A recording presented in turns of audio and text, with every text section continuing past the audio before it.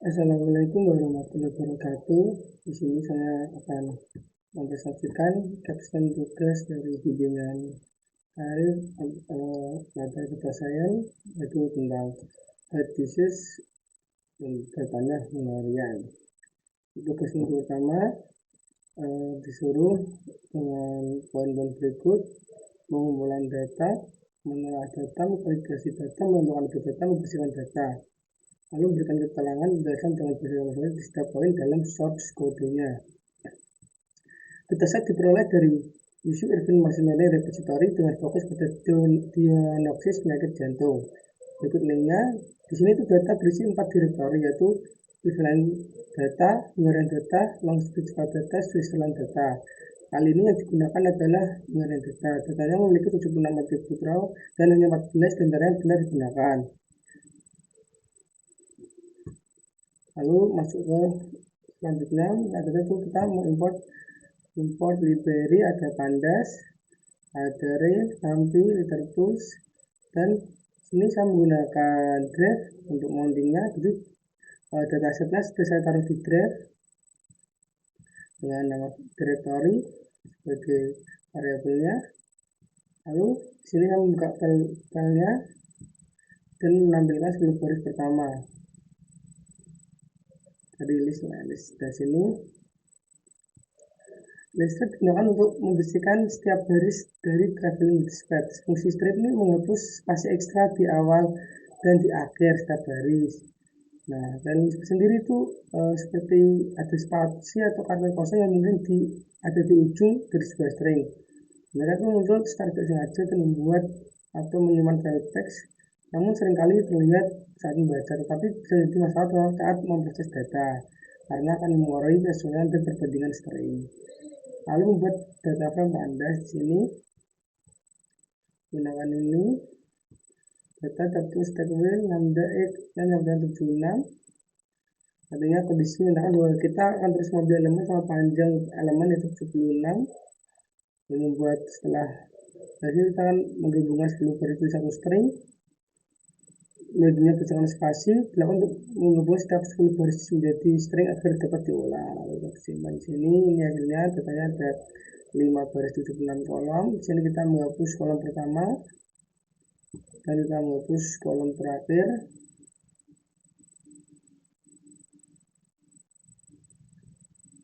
Lalu datanya dari 76 dari 74. Lalu validasi data adalah tahap penting di mana pemeriksaan dan persiapan data itu tujuannya untuk melakukan analisis yang berkualitas tinggi dan dapat diandalkan. Nah, di sini kita akan mengolah nilai pada dataset. Dalam dataset nilai hilang pada data sendiri sudah dikasih tahu bahwa data yang hilang atau ini dikasih angka nilai 9,0. Nilai ini sebagai penanda kekosongan dengan bahwa dalam data angka tersebut untuk ketidakcerdian informasi tentang nilai yang hilang. Maka dari itu kita akan melakukan langkah untuk memastikan kebersihan dan konsistensi data sebelum menuju tahap analisis. Di sini kita akan mengikuti seluruh nilai dalam bentuk menjadi tipe data float dan menambahkan beberapa pertama ini sudah data float. Nah, lalu kita setelah melakukan float, kita akan melakukan mengubah nilai full value, yaitu menggantikan nilai maximum float dengan nilai none dalam data frame df. Nah, sudah dari data yang sebelumnya ini 9 jadi 9, lalu menghitung jumlah nil value. Nah, sini untuk ditemukan itu ada di 73 dan 74 yang ditampilkan di sini. Lalu kita menampilkan informasi tentang data frame-nya seluruhnya. Lalu kita akan menemukan objek data terlebih dahulu. Pada sini fitur yang digunakan ada 14, yaitu ada usia, jenis kelamin, berat dada, tekanan darah atau kita bisa dada, resting blood pressure, serum kolesterol, resting blood sugar, resting cardiographic result, maximum heart rate active, exercise, dan lain-lain lah. Lalu kita akan menggunakan seluruh kolom dari data frame. Untuk seluruh kolom kita tampilkan.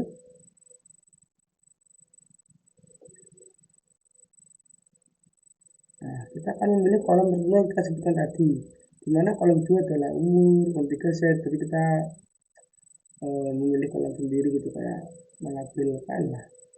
Nah lalu itu sudah kita ambil, kita simpan ke data frame tadi, kita select, lalu kita tambahkan 5 baris,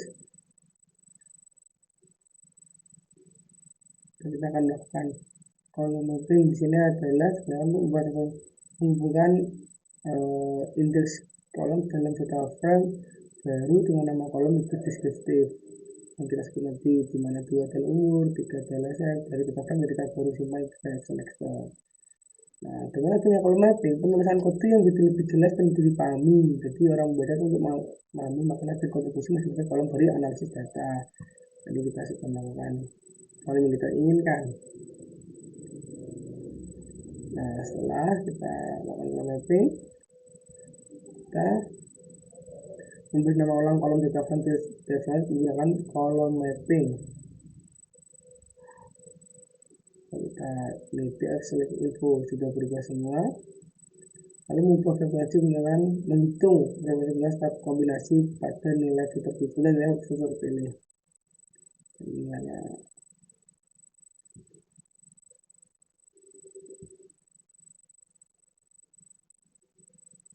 lalu kita tahap membersihkan data. Bersih data itu penting sekali sebelum melakukan pemodelan, dimana prosedur ini misalkan model dengan memiliki tingkat akurasi tinggi, karena jika datanya kurang bersih mempengaruhi sekali dari modelnya. Kita menggunakan handle missing value. Di sini kita lihat ada rekas DPS, col, FBS, hashtag, talang, ejang, dan yang lebih perhatian ada flop, tal, tiga ini. Kita sekali di atas disimpulkan beberapa fitur dataset memiliki posisi nilai yang cukup tinggi, khususnya flop, tal yang hampir sampai 90% data yang hilang. Itu langkah tampil itu melakukan penghapusan karena dapat mempengaruhi. Di sini kita drop seperti yang kolom tal soal. Setelah di drop maka hasilnya ini sudah tidak ada, dan untuk SPPS soalnya memiliki juga tapi dapat kita atasi karena tidak terlalu banyak juga, tidak terlalu tinggi. Dengan cara apa? Dengan cara menghitungin tiap kolom untuk dapat missing values, dan kolom-kolom yang terdampak ini seperti trash BDS, SBS, kalau dari salah kan ini gampang untuk menghasilkan dan dari potensi bias hasil analisis akibat perbedaan nilai 0. Kita melakukan menghitungin tiap kolom, dan kita konversi tipenya ke data flow, menghitunginnya juga, menghitung nilai min, dihasilkan. Maka kesimpulan dari hasil data menunjukkan bahwa setelah melalui proses penanganan nilai dan handle missing values dengan menggunakan metode imputasi berupa pengisian nilai teratas setiap kolomnya, tidak ada lagi nilai 0 dalam dataset. Semua kolom termasuk trash BPS, col, FBS, hashtag, talak, dan esang memiliki jumlah nilai-nilai sama dengan 0. Demikian dataset adalah diakini dengan bebas nilai 0. Kita hanya duplikat data, ada beberapa yang duplikat, yaitu barisnya itu 163, lalu kita mengubah nilai duplikatnya, dan sudah tidak ada nilai duplikat. Lalu kita menghitung frekuensi nilai unik pada kolom target.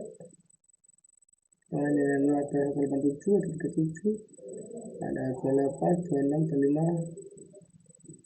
Di sini kita akan melakukan korelasi. Relasi ini digunakan untuk jadi satu metode statistik yang digunakan untuk mengevaluasi sejauh mana dua variabel bergerak bersamaan.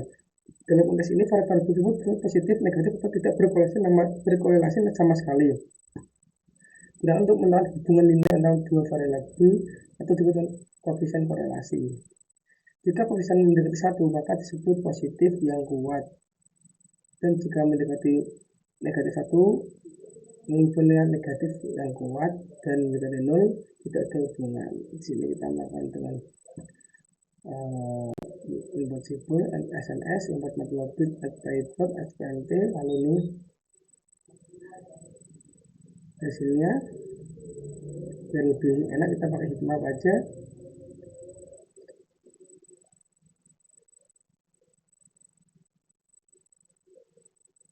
sini hasil report-nya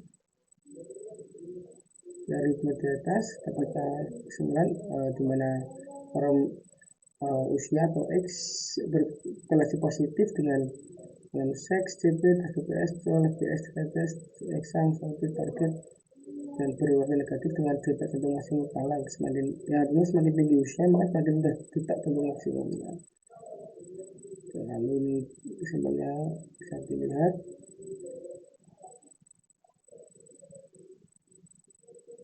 Dan di sini ada angina sadraga, ada angina X yang berkorelasi dengan depresi ST atau outbreak kuat.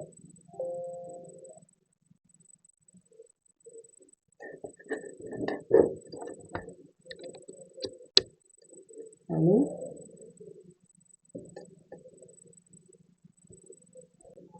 di sini ada positif kuat lagi dengan depresi STX yang dengan outbreak juga catatan. Jadi korelasi tidak melakukan sebagai gambaran alasan lanjut yang motor mengenai kesehatan jantung dan jantung. Lalu kita menggunakan bar plot juga. Lihat bar plotnya. Dan selanjutnya kita masuk ke tugas minggu 2. Tugas minggu 2 berupa link GitHub. Nanti prosesnya yaitu konversi data, membangun model, evaluasi model, kesimpulan. Nah, kita konversi data. Pembentukan data latih dan data uji. Dimana kita mengambil seluruh kolom dari data frame, kecuali kolom target, terus untuk sebagai X, dan mengambil kolom target sebagai untuk kolom untuk Y. X berisi semua fitur dari target dan Y adalah target. Lalu kita melakukan handle invalid data. Itu mengacu pada strategi dan teknik untuk mengatasi tidak seimbang dataset. Dimana ada beberapa cara. Yang pertama ada oversampling, itu menekan jumlah sampel dari kelas minoritas dengan mengandalkan atau menciptakan sampel baru dari data yang sudah ada. Undersampling mengurangi jumlah sampel dari kelas mayoritas dengan menghapus atau mengurangi sampel-sampel dari data yang sudah ada. Ada synthetic data generation, menciptakan data sintetis untuk kelas minoritas dengan menggunakan XML, minority oversampling technique, ada batch loss, ada sampling method, ada sampling teknik. Di sini kita menggunakan horizontal bar chart dulu untuk melihat dulu. Dan di sini untuk kelas sehat, di situ 1, 3, 2, 4 sampai kelas sehat. Ini menggunakan vertikal juga dengan pie chart, dan kita akan menggunakan beberapa oversampling untuk melakukan analisis terhadap model-model yang kita gunakan. Sini kita pertama saya menggunakan oversampling semua. Benar-benar tidak seimbangan dengan dataset ketika menilai jumlah sampel yang jauh lebih sedikit dibandingkan kelas minoritas. Makanya semua diuji dengan cara menghasilkan sampel sintetis untuk kelas minoritas sehingga seimbang dengan kelas minoritas. Di sini membuat desain dari kelas smooth dengan random set tertentu yaitu 42, menggunakan smooth untuk mencapai kelas minoritas itu dengan X smooth sampel, Y smooth sampel, Y. Ini hasilnya setelah di sini sebelum di smooth, setelah di smooth, datanya seimbang. Lalu ini dengan data sebelum di smooth, setelah di smooth. Lalu saya gunakan random oversampling juga, di mana metode ini melibatkan penambahan ulang sampel secara acak dari kelas minoritas sehingga jumlahnya jadi seimbang dengan kelas minoritas. Aman, lanjut ke nomor 2. Lalu kita gunakan data sini, data semula ini seimbang di ini. Lalu data sebelumnya, jadi kita lihat 187, 37, 28 sangat berbeda sekali. Lalu kita seimbangkan, dan saya juga menggunakan adaptive scenario sampling, yaitu model oversampling yang dirancang untuk menangani ketidakseimbangan kelas pada dataset dengan cara adaptif. Berfokus pada penambahan sampel pada kelas minoritas, tapi dengan penekanan pada pengetahuan sampel di wilayah dataset yang kurang terrepresentasikan. Sama step 2 dengan oversampling import addressing. Di sini lihat datanya sebelum dan sesudah ini terlihat, dan ketika metode ini kita berhasil melakukan penimbangan data. Lalu untuk data scaling, di mana proses kita mengubah rentang nilai dari satu fitur ke data set. Tujuan untuk memastikan bahwa setiap fitur memiliki dampak yang sebanding terhadap hasil model, terutama pada KNN sangat berpengaruh juga. Lalu kita melakukan normalisasi dengan min max scaling, ada standarisasi juga. Di sini kita melakukan static description untuk setiap kolom numerik. Nah, di sini kita melakukan min max scaling over sampling smooth. Ada rumusnya.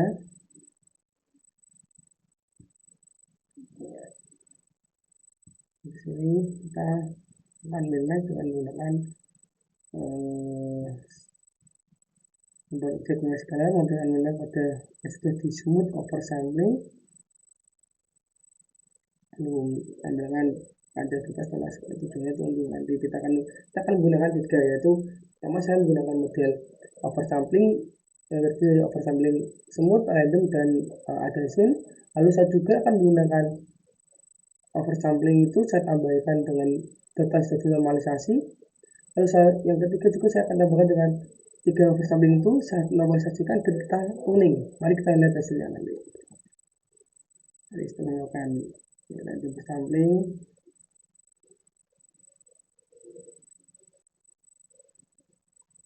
lalu kita bagi datanya testing dan trainingnya. Sini sesuai dengan tadi yang kita ini ada data untuk oversample smooth, ada random oversample, adhesion, lalu sini ada oversample smooth untuk normalisasi, oversample di sini maksudnya oversample random, normalisasi, dan oversample adhesion. Kita masuk ke model sini kan menggunakan 3 model itu KNN, random forest, dan XGBoost. Pertama saya menggunakan smooth dengan KNN, menggunakan 3 tetangga KNN dan Negora 3 dengan hasil mungkin cukup awal 75. Lalu ini composition metriknya. Untuk ada forest main tinggi dari awal 92, XGBoost 91. Lalu saya mencoba dengan oversample random juga yang sudah kita lakukan tadi. Di sini dari KN 72 lalu main tinggi menjadi 82 peningkatannya.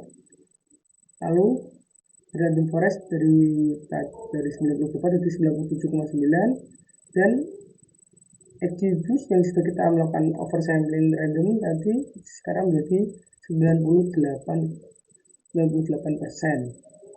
Cukup tinggi sekali akurasinya. Lalu kita melakukan oversample juga mencoba oversample dari adhesion.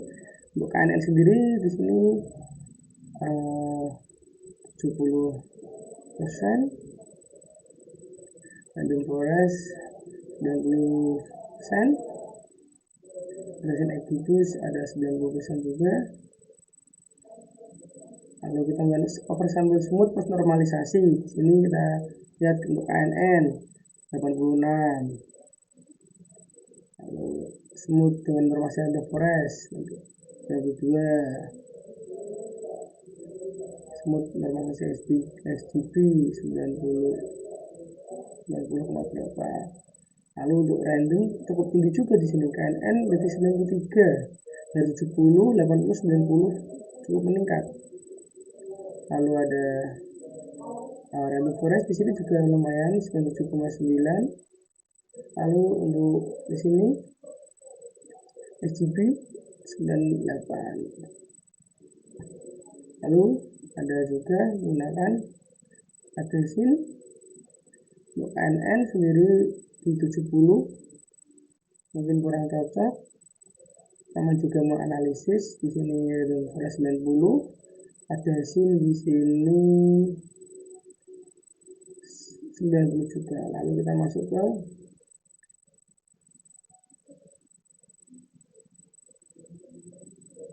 tadi saya ini.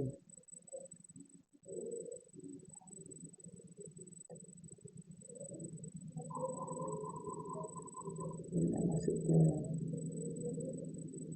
normalisasi. Langsung kita kesimpulan aja, nanti ada di sini, dievaluasi aja. Jadi dievaluasi oversampling di sini dari oversampling smooth sendiri. Di sini datanya KNN 75, NFR 92, GP 90. Di sini untuk oversampling smooth paling tinggi adalah Random Forest. Ini ada grafiknya, chartnya, kita lihat Random Forest. Lalu oversampling random, sini paling tinggi ada KNN 82 70, Random Forest 97, GP 98.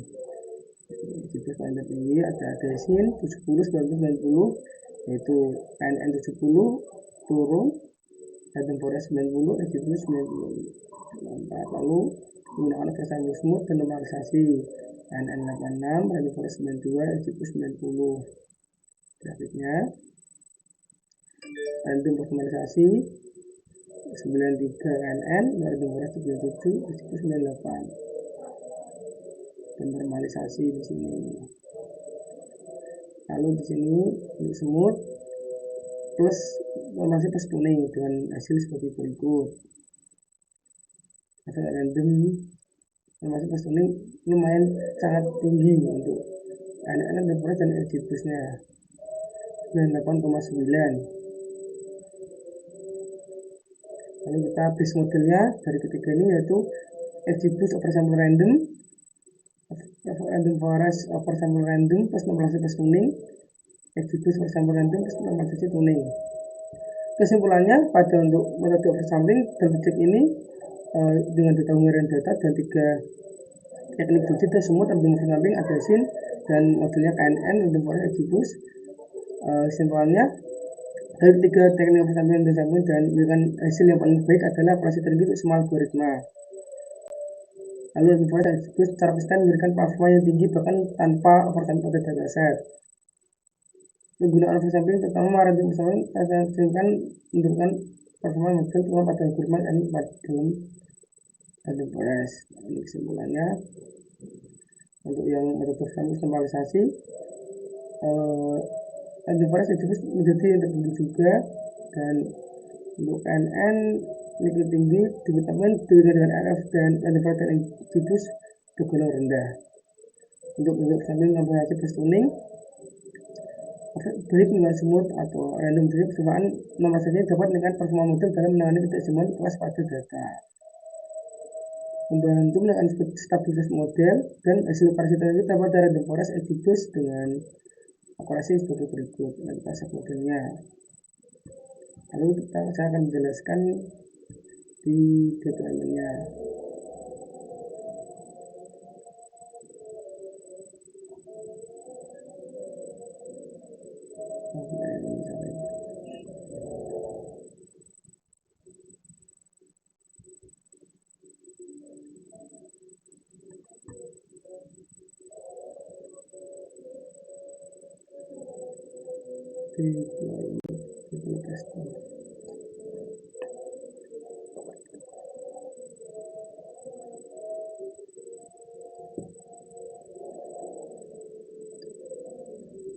Nah, di sini untuk ini saya menggunakan 2 model dari 3 base model tadi. Untuk yang tuning saya mengalami ada error, maka agar itu kan akurasinya tidak terlalu jauh, maka dari saya menggunakan yang SGB model random saja tanpa normalisasi, tanpa tuning dan data ini. Lalu ini dengan deploy-nya saya akan menjelaskan. Kita terima import library juga, kita membaca filenya, kita extract, kita membuat data frame dari data DSA sebelumnya, kita menghilangkan kolom terakhir, kita menghapus kolomnya, kita mengkonvertnya ke dalam nilai float, kita mengganti nilai min 9 dengan none, lalu kita memilih subset untuk 14 tadi, metode X dan lain-lainnya, lalu kita mengganti nama kolomnya, lalu kita menghapus kolom memiliki tadi yang memiliki nilai yang tinggi, lalu kita menghapus kolom tidak perlukan di data frame. Ini kita menghitung rata-ratanya untuk mengatasi nilai yang tidak seberapa tadi. Kita bulatkan nilainya ke angka bulat, lalu kita nilai rata-ratanya kita untuk memberikan nilai nannya, kita mengisi nilainya, kita menghapus duplikatnya, kita memisahkan fitur X dan Y nya tadi. Jadi X tadi semua kolom dan width adalah target saja. Kita melakukan random oversampling karena kita menggunakan model STP random. Kita membuat modelnya, kita load, sudah saya input di sini. Lalu kita melakukan prediksi, kita menghitung akurasinya dan membuat data frame dan filter. Sini streamlit, di sini untuk judulnya bisa menambahkan gambarnya di sini menggunakan profil import image. Lalu saya membuat tab dengan dua opsi, yaitu sini multi predict, sini menampilkan header, lalu sini menampilkan widget, menampilkan informasinya, menampilkan jenis kelamin, tipe nyeri dada dan sebagainya di bawah. Lalu ini kita membuat dictionary dari datanya tadi, lalu membuat data frame-nya untuk preview nanti inputnya. Nanti kita akan menambahkan header dan dua bagian data frame jadi dua bagian untuk estetika. Lalu kita akan inisiasi variable membuat tombol predictnya nanti mengubah nilai string menjadi numerik. Lalu kita akan input, Anda melakukan prediksi model, mengambilkan prediksi bar saat prediksi berlangsung, menemukan hasil prediksinya di mana 0 adalah sehat, 1 adalah tingkat 1, 2 tingkat 2, 3 tingkat 3, 4 tingkat 4. Lalu kita melakukan prediksinya. Dan untuk kedua itu multi predict, di mana saya sudah membuat contohnya. Lalu menemukan untuk mengunduh bisa diunduh, lalu kita bisa diupload, lalu nanti hasilnya bisa dipredik dengan kolom. Nah, kita langsung juga menemukan beberapa agar menarik. Kita langsung menuju ke hasil mulai kita di sini. Nah, ini custom project data saya nih. Saya bukan sedikit pengertian juga di sini di projectnya dengan akurasinya tadi cukup baik. Di sini prediknya coba kita masukkan umurnya, kita coba 50.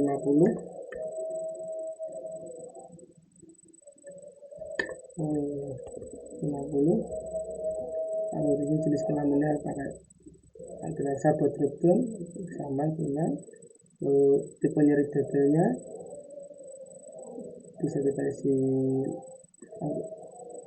untuk tekanan darah dan istirahat, tekanan darah pada tubuh pada istirahat saat di rumah sakit. Kita masukkan coba 150 dari minimal 92 sampai 200. Lalu kolesterolnya kita masukkan tinggi juga karena habis makan sate.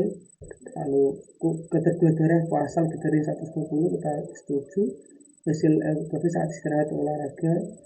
Lalu berapa denyutnya kita tinggi masih 150. Lalu apakah nyeri olahraga ya. Lalu vibrasi kita masukkan cukup tinggi 3 coba. Lalu kita predik. Nanti tingkat 3 sangat berbahaya, datanya masuk di sini semua tadi sudah benar. Menggunakan multi predict. Lalu kita download, tadi sudah saya download bisa. Nah, kita upload.